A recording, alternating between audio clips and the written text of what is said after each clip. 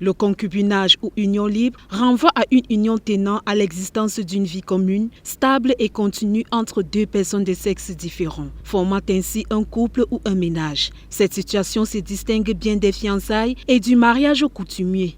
Selon les citoyens, les avis sont partagés quant à la préoccupation liée à la restitution des biens en cas de séparation des concubins. Bon, ça dépend. Si on a les enfants héritent des biens. Bon, si on n'a pas les enfants, bon, les biens se divisent, non, des deux côtés. Donc pour moi, je n'ai pas le droit de réclamer la dot. Puisque ce qui est fait, déjà fait.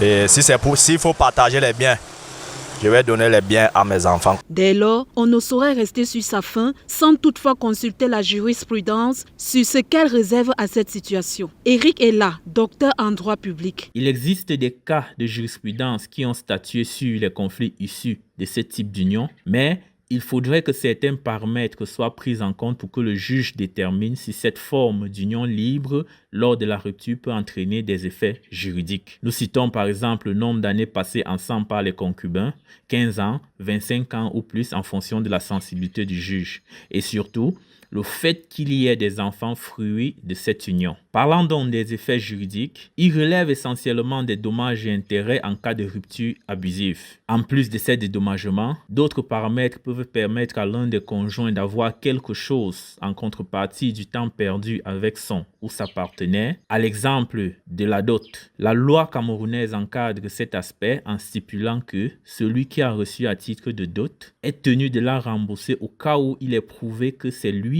qui en est à l'origine de la séparation. Aussi,